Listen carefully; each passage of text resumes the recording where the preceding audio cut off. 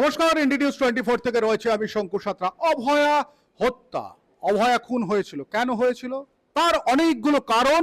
এক এক সময় এক এক রকম ভাবে তখনকার দিনের সরকার যেরকম মানুষের কাছে পৌঁছে দিয়েছে, সংবাদ মাধ্যমগুলো কিন্তু সেগুলোকে আপনাদের সামনে তুলে ধরেছে। কিন্তু কি রয়েছে, আমি যেখানে দাঁড়িয়ে রয়েছি এটা হচ্ছে কলকাতা বড়বাজারে মেহতা বিল্ডিং, এটা হচ্ছে ওষুধের মার্কেট, পাশে রয়েছে বাগরি মার্কেট। এই দুটো বিল্ডিং এর মধ্যে কিছু কি লুকিয়ে রয়েছে, কি লুকিয়ে রয়েছে, মানে আসল চাবিটা লুকিয়ে রয়েছে যতটুকু আমরা খবর পেয়েছি।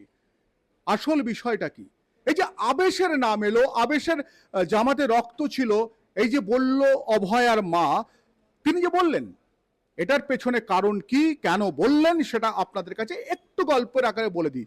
একটা জিনিস মনে রাখবেন, আমাকে যদি বলেন আপনারা এক্ষুনি প্রমাণ নিয়ে আসতে হবে, আমি সত্যি কথা বলছি আপনাদের সামনে কিন্তু সেইভাবে প্রমাণ আপনাদের সামনে দিতে পারবো না, কারণ আমি এমনই একটা গোপন জায়গা থেকে শুনেছি যারা কিন্তু এইটার অনেকটাই জানতো।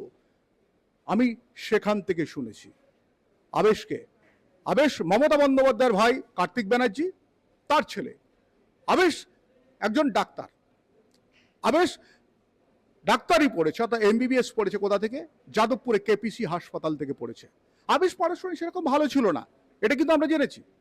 কিন্তু তাকে 60 লক্ষ টাকা দিয়ে ম্যানেজমেন্ট কোটায় ভর্তি করা হয়েছিল, এবং সেই ম্যানেজমেন্ট কোটা থেকে সে 5 বছর ধরে সেখানে এমবিবিএস পড়ে। এমবিবিএস পড়ার পর আবেশ কি করে, ইন্টার্নশিপ করবার জন্য আরজি কর মেডিকেল হাসপাতালে যায়।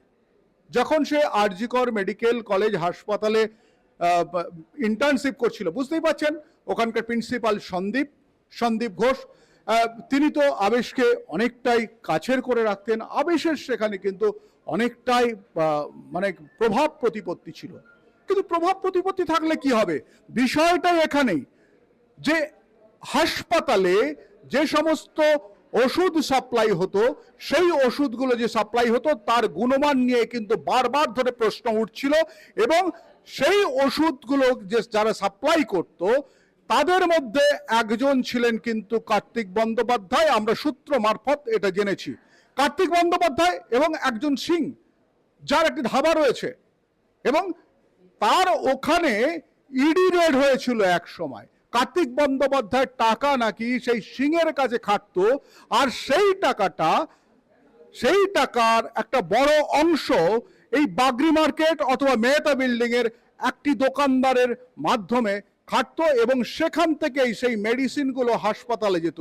যেই মেডিসিনের এফিকেসি নিয়ে, যেই মেডিসিনের গুণমান সমস্ত কিছু নিয়ে রীতিমতো প্রশ্ন উঠেছিল সেই সময় হাসপাতালে, এবং অভয়া চিকিৎসা করাতে গিয়ে নাকি বারবার জেনেছিলেন যে ওষুধের গুণমান খুবই খারাপ, সেটা নিয়ে নাকি সে সোচ্চার হয়েছিল, আর সেই সোচ্চার হওয়াটাই নাকি তার কাল হয়েছে। আবেশ তখন ওখানে ইন্টার্নশিপ করছে। আবেশ যখন ইন্টার্নশিপ করছে সেই সময় কিন্তু রীতিমতো আবেশ মানে রীতিমতো চিন্তায় পড়ে যায় যে তার বাবার নাম জড়াবে, তার পরিবারের নাম জড়াবে, তারা হাসপাতালে এইভাবে ওষুধ সাপ্লাই দেয়। এটা নিয়ে কিন্তু রীতিমতো তাদের মধ্যে একটা মানে ষড়যন্ত্র তৈরি হতে থাকে। অন্যদিকে সন্দীপ ঘোষ প্রিন্সিপাল ছিলেন, তিনি নাকি কোনো সময় এই অভয়াকে ডেকে বলেছিলেন, তুমি এমডি করছো, তোমার কিন্তু বিপদ হয়ে যাবে, তোমার সার্টিফিকেট পাবে না, তুমি এটার মধ্যে থেকো না। এই যে বড় একটা ষড়যন্ত্র।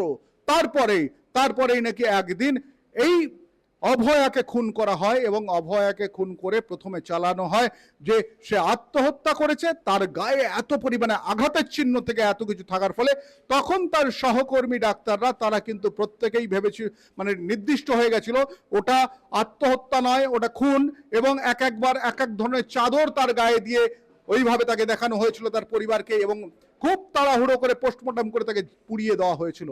এমনকি পরে শোনা যাচ্ছে যে তার ভিসেরাটাও পর্যন্ত ফরেন্সিক ল্যাব থেকে সেটা কিন্তু সরিয়েও পর্যন্ত নাকি বদল করে দেওয়া হয়েছিল।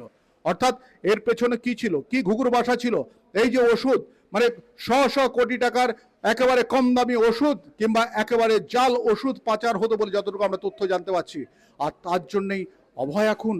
এই যে একটা তথ্য সামনে এলো, এই তথ্যটা আমরা আবার বলছি, যেখান থেকে আমরা তথ্য পেয়েছি তিনি হচ্ছেন ওই কার্তিক বাবুর খুব কাছের মানুষ, তিনি অনেক দিন ধরে কিন্তু কার্তিক বাবুদের সংস্পর্শে থাকেন না।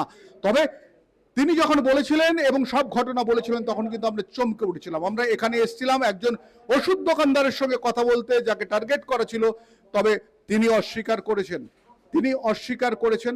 তবে আমরা আপনাদেরকে বলছি যে জাল ওষুধ, ভেজাল ওষুধ, সেই রমরম চক্রটা সেটা কিন্তু চলেছে দীর্ঘদিন ধরে, যার কারণে অভয়ার মৃত্যু, অভয়া খুন ভাবা যায় না। এর সঠিক তদন্ত হোক। আমি শঙ্কু রয়েছি আপনাদের সঙ্গে, ইন্ডিয়া নিউজ 24, দেখতে থাকুন।